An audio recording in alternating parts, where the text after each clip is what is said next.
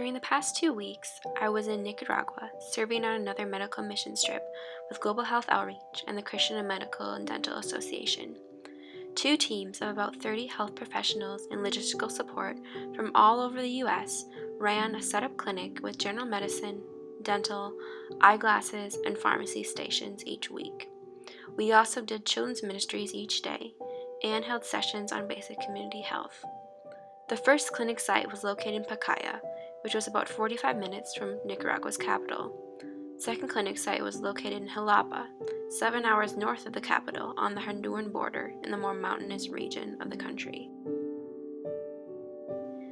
Both communities had little access to health care, and patients would come from hours away to see us. During the first and second week, we saw over 2,500 patients.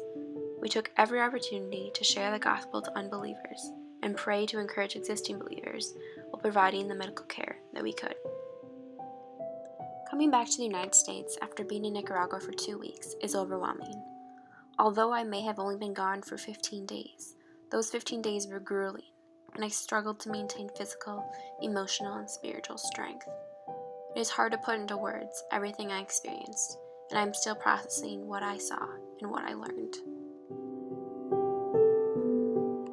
Physically, we were constantly battling the extreme heat, humidity, traveler's diarrhea, nausea, poor sanitation, and long days with little sleep. There are so many things we take for granted in the United States that we don't realize many people around the world live without.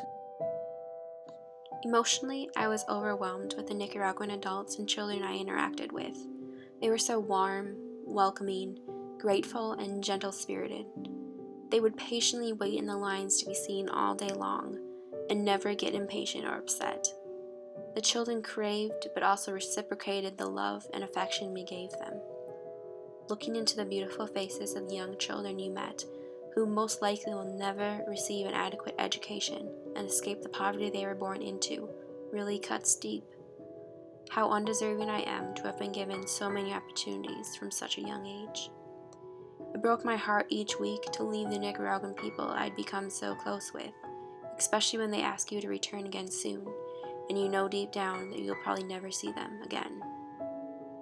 Spiritually, I saw God at work in many ways during the 2 weeks.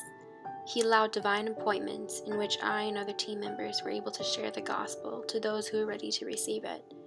He gave us words to pray for healing and comfort for the hurting patients, and I was able to hand out New Testaments to old and new believers that didn't have a copy.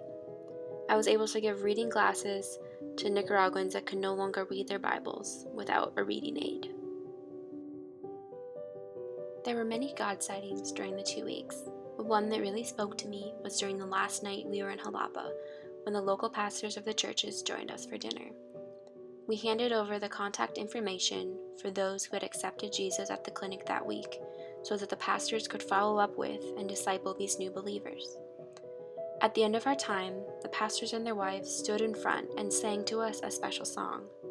The song may have been in Spanish, and the lyrics may have been difficult to distinguish, but the raw devotion of the pastors and their wives as they sang the song was so powerful. It was not a song to perform for our team. It was a group of my brothers and sisters in Christ singing an authentic prayer to the Lord. These pastors ministered to their communities with absolutely no support. They received no instruction on how to be a pastor, and all they have is their Bible and their passion for the Lord. The pastors struggle with being involved within their families when they feel that they have to evangelize and minister to the people all the time. So much is expected of them, and they work so diligently to serve the Lord, despite no training and no resources.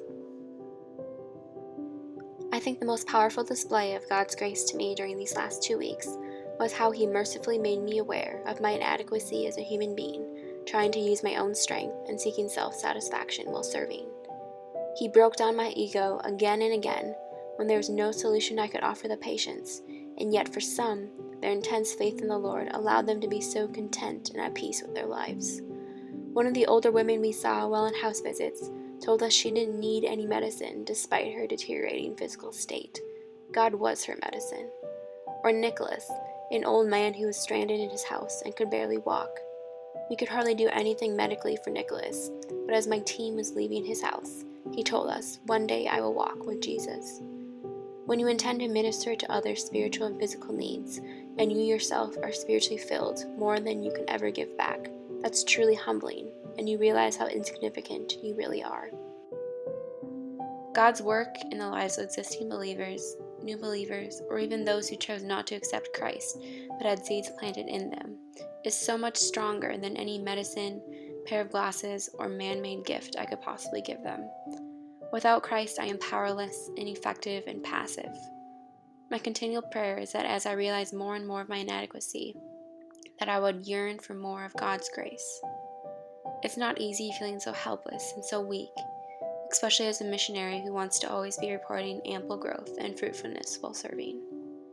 But this weakness authenticates the gospel of Christ, and when we reach the end of ourselves and we can't, He can and He will be glorified. He designed Christianity to be a walk of dependency. Not a single person is too weak to serve God, but there are many that are too strong. We come to God not needful, but saying, "Look at all I have to offer you." When you come to Him defenseless, you will find His strength perfected in your weakness.